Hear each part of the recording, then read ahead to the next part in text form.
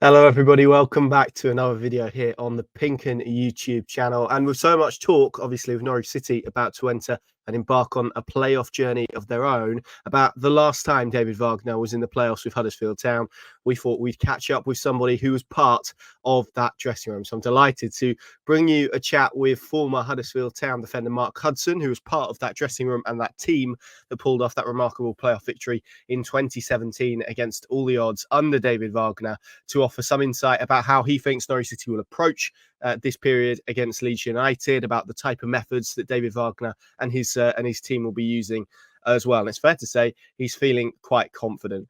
I started the chat by asking him for his memories of 2017. As you'll see at the moment, it did cut off a little bit technical wise, but yeah, brilliant to welcome Mark onto the channel. So here you go. Here is a 20 odd minute discussion with somebody who knows how David Wagner approaches the playoffs better than anybody else. Here's Mark Hudson. And as I said, I started by asking him about his memories from 2017. Hope you enjoy.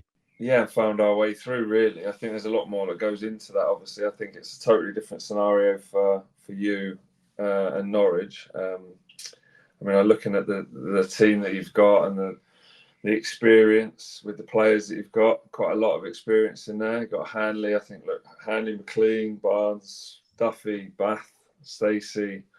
You've got a good core group there that knows what it takes. And that's just from the playing group. I think with David, Christoph, the knowledge that they've got, the experience that they've had, not just obviously in the playoffs with Huddersfield, but going away and doing it in different continents to come back, they'll be calm. They'll know that the process that they've worked to over the season is what works for them. I think there's not much you would want to change and unsettle. It's not how David works. He's fully focused on a good week, I suppose. 8 days, isn't it, from the last game to the first semi. But yeah, it'll be a good week. It'll be a good training week. They'll be fully focused on what they can do and where they can exploit Leeds over the 2 games, but obviously what their strengths are, and they'll detail that to the players.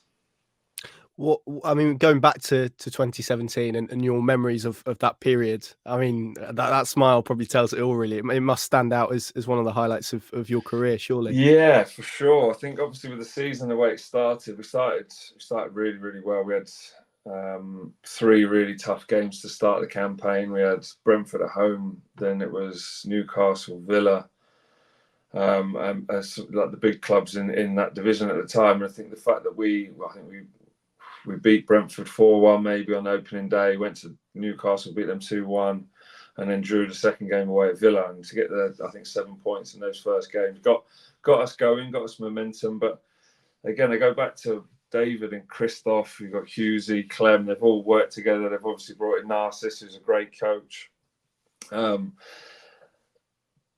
They never get carried away. They never really overhype. They always stick to what works. They stick to the plan. They stick to how they train. They don't, if there's a bad result, they don't suddenly go and try and correct it all in 1 week. And I think you probably see that over the season. I mean, you're obviously watched a lot more of Norwich than I have, but obviously I went down there this season. I went down, I think in February maybe, and had a visit down there, which was great. Good to see everyone. Obviously, that was sort of similar time that Ben Napper came in. But you've got a good playing group. I go back to it. Got good players in that dressing room that will manage themselves, manage the week. Because obviously there's a lot of hype outside going into playoffs. It's huge, such a huge opportunity to get yourselves into a final, then obviously to get to the Premier League. But I think you look back and stick to what you know. Be calm. The families will all be involved. It's something David fully believes in. All the people that support the players, they're as important as the playing group. And he's very, very good at doing that. He did that with us at Huddersfield. We were always together. There was always a family room on at games, always an opportunity to be together because it's not just those players, it's all the support networks around. So yeah, he does that really, really well. It's interesting because obviously you mentioned it there, a lot of noise around the playoffs. A lot of people speak about momentum and form, and actually you look at, well, you know, the run of form that Huddersfield had going into that plus. I think you'd won 3 in 10 or 2 of the final 8. David kind of spoke about this after the game on Saturday, that maybe that element of it, which is spoken about by so many people, certainly didn't seem to apply to your group. So how do you think you managed to, I guess, leave that out of it, pick yourself back up for the playoffs after what was that run of Yeah, I form? think you'll hear a lot in media and a lot of people that obviously commentating the football leading up to it, and you've got to be the form team going into the playoffs, and it doesn't make any difference. The playoffs are a totally different entity to the league games. They're almost totally singular now. Those four teams have just got to focus on the first 2 games. And what form's gone before, what history or who beat who before in October, for instance, that makes no difference now, because groups are a totally different, I suppose, in a totally different space. You look at the group, how Norwich have grown together. You look at Leeds, obviously they've dipped down in their form, so it doesn't really matter. I think you take form out the window because it's a totally different pressured environment. So you've just got to focus on the 2 games like I said, as a singular thing. What were the key messages that you were getting as a Huddersfield player from David, Christoph, Hughesy, all of those type of people? What were the key messages that they were delivering throughout Yeah, that we week? were all The in week it before? together. I think the players, definitely the senior group. Me, I think Dino, Hoggy, and that's what happened with the group at Norwich. Like I said, there's a handful of players there that have played a lot of football across the Championship, Premier League, and been at some big clubs, and they know what that pressure brings. Obviously, they've been fully aware of what the pressure is on Norwich, on yourselves to go up, but it's almost taking that all away, and he's very, very good at that. The focus, the constant message will be what we can do, how we can play. We stick to what we do in training. We focus on that. And I go back just briefly. I think it made a few changes for the Birmingham game. Already kind of knew you were going to be in the playoffs. Got a pretty fully fit squad. Gave an opportunity for game time to other players. And they'll all be hungry. That's the best thing. They all want to be in the team now. There's a group that's probably 20 plus that want to be playing. So that brings an extra little bit of drive, a bit of motivation in training leading up to the game. And that's great.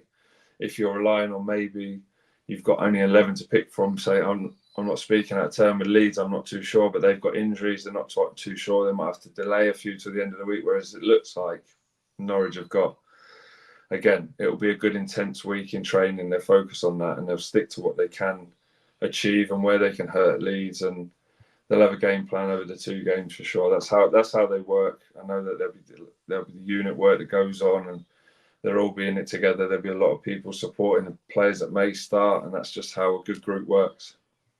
What was the key for your group at Huddersfield to get through those playoffs? What when you sort of look back on it now, were there key ingredients that you had as a group that helped you navigate those 3 games? Yeah, I think it doesn't come from just towards the end of the season. It comes from a season of, it's such a long season, and the pre-season that would have been important. How you bond that group, how you bond the new players coming into that group. I know we did lots of different things and out there things for Huddersfield at the time, but we had a good group that could rely on each other. If someone got injured, someone would come in, someone that was then supporting that player. We had a group that didn't matter if you were playing or not, you were all in it together. And I think that's what makes good groups. And you can see that over a consistent season, which Norwich have had. The 4 teams that are obviously in the playoffs have had. So yeah, you've got to have that little bit of an edge where the games over the playoffs will swing. There'll be momentum shifts within that. And I think you've just got to, you can look around your playing group and you can dig in at certain moments. And I'm sure Norwich will have to dig in at certain moments, but they've got the group to do that. You mentioned it there and touched upon it, but togetherness, it was a massive ingredient of what that Huddersfield team did. It seems to have been a big ingredient of what David's created at Norwich as well. How does he go about creating? I mean, you've obviously played under him. What is the key? How does he cultivate that within the place, that sense of togetherness? Well, yeah, I think he came in and gave Huddersfield an identity to start with. We were a club that didn't have one. Wasn't really united with the fans. There's a lot of expectation of we need to be better as a group, as in terms of what the fans expected, connected the playing style with the players and the fans and every support, I suppose, part of the club, everyone behind the scenes, the media aligned it with, this is how we're going to play, this is what it's going to look like. And we did lots of little things throughout that season, lots of little meetings. We had a pre-season camp to Sweden, which was a trip that we went and basically disappeared for 4 days with boats and tents, with new players in the building, and lots of little, I suppose, tasks that we had to do while we were there. And we grew as a team, and we grew as individuals into knowing each other, really, really knowing each other. And he's very good at that, very good at understanding players individually, who needs who to support them. And it's not all about the staff support. They've got to manage themselves, the dressing room. And I look at that dressing room and I look at the season as a whole, and they've done that. Yeah, it's interesting, isn't it? Because particularly in modern football, I know you're a coach yourself. You've obviously managed as well. So much is put onto the tactical side, but that's another massive side, isn't it? The man management side, that cultivating of a culture and pushing players together. Those aspects he seems to do really well, even at Norwich this season, when maybe it has been a little bit more topsy-turvy. It's gaining trust and an understanding of what makes people tick. Because there's going to be disappointments in the playing group over a season where you're not always going to be playing, but he understands it and he understands you. Like I said, it's not just the players, it's the people behind the scenes, it's the family members, it's people with children, and having these family days that I'm sure that they will have had at Norwich, and getting the people that you don't see as well within the club involved in it all. So he's very good at understanding how to connect groups. And like I said, I've watched. I went and come up to I think it's the Preston Norwich game. Mm-hmm. Again, not a pretty game, but never going to Preston is ever going to be a pretty game. Never going to suddenly outplace a team. It's a hard place. You've got to dig in, and they did that. So there's lots of ways of winning games, but you need that group to be solid over a season, and he can definitely create that. You mentioned them, but tell us a little bit about Christoph Bühler as well, Andy Hughes. What sort of role will these people be playing behind the scenes? Because they're obviously not people that fans particularly see a huge amount of. So what sort of role do they play, and will they be playing over the scenes over the next few weeks? 100%. I mean, they've all got specific roles, but they're all in it together. It's a staffing unit that has an open environment to have input. They've all got specific roles within that. Christoph obviously sits slightly further back up now, doesn't he? He's not on the bench. Yep. Brought in Narcis, who's a very good coach and another good motivator, gets players, knows how the game works. But they're all aligned. They all know what they have to have their input with to get the outcome. And then obviously it's on David's shoulders to pick his team at the time, but they've all it's an open environment that they all, I suppose, work hard with one goal, really. So obviously, like I said, I had the study visit down there, and it's very similar to the way they worked before. They've all got their own units that they can focus on. They've all got their own experiences and knowledge again, they'll have probably 6 or 7 players each, maybe, that they can focus on and get that a little bit of time with, instead of a manager having to maybe see 25 players and constantly have those conversations. That's where the staff comes in. That's where the support is. And that'll be huge over like I said, this next probably 10 days, 12 days. And in terms of tactical approach as well, how did you as a group of players at Huddersfield go about the playoffs? Because I think, people look at it now and reckon, I know there was obviously an own goal in there, but you guys didn't score a goal. One of your players didn't score a goal throughout that run, and yet you managed to get through. Yeah. So a really interesting kind of approach to it all. Well, I looked at our group, and obviously a totally different Norwich side. I think you can score freely, you play slightly more attacking.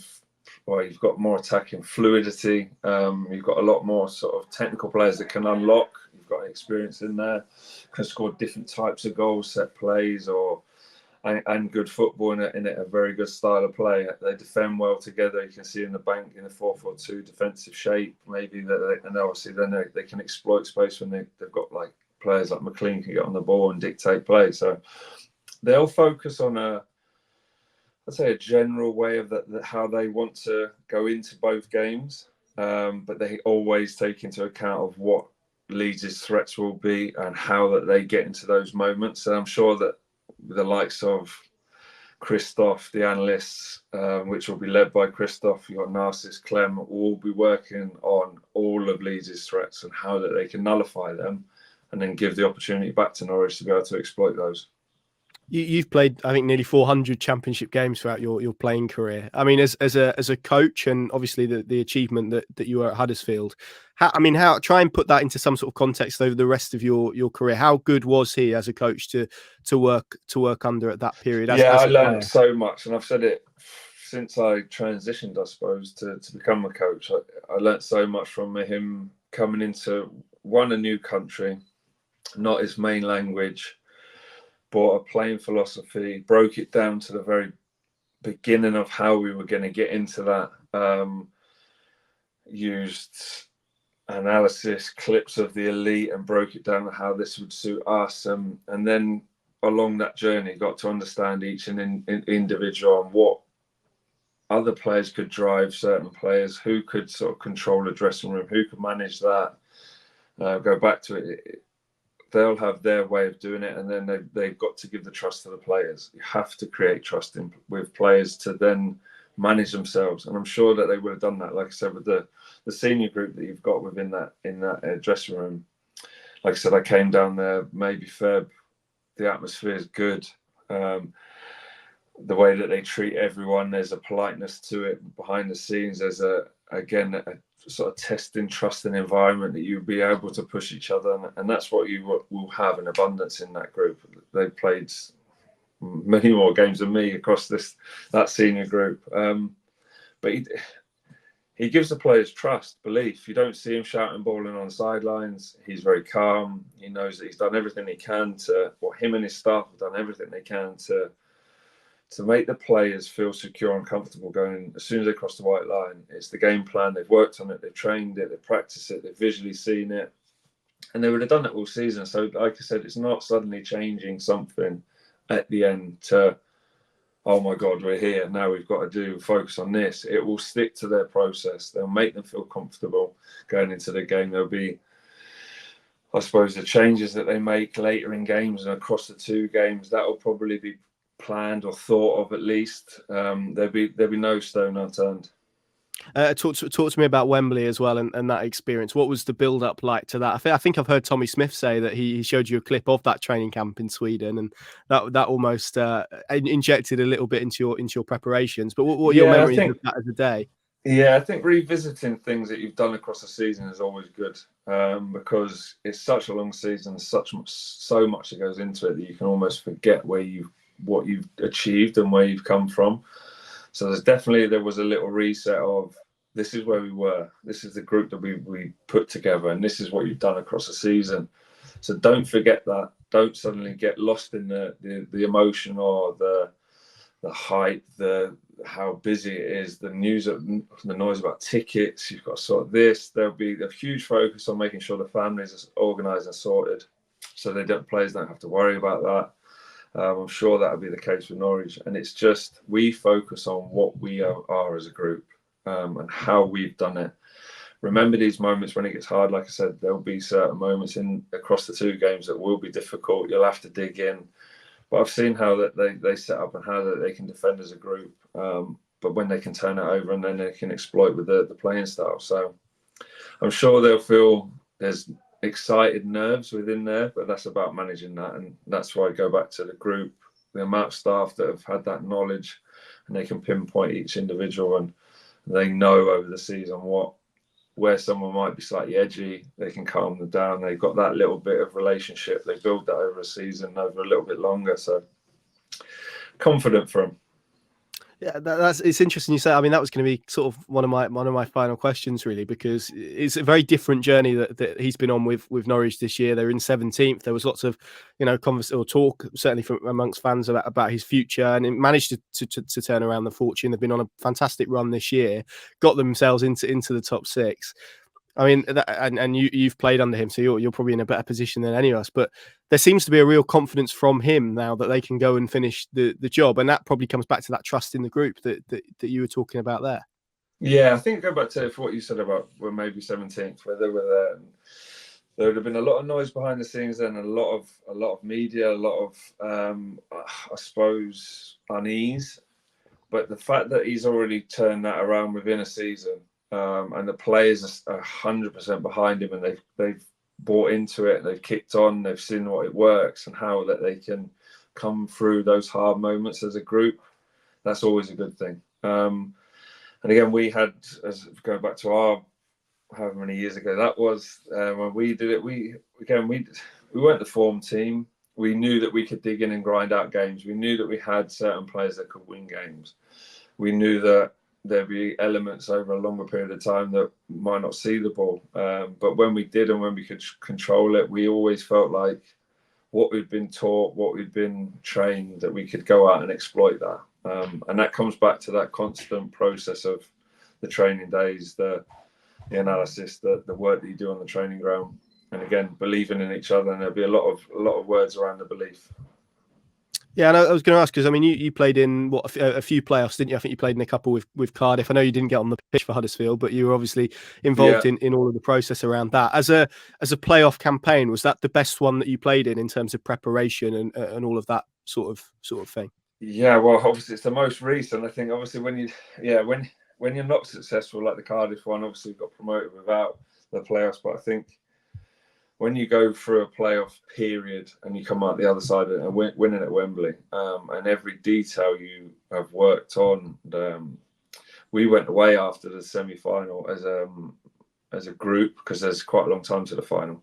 We went away and took all the families and children, everyone, every player that had a partner, every player that had a wife and children, staff members, they're same, and we were all united. We were all on the same page, and I think makes a big difference.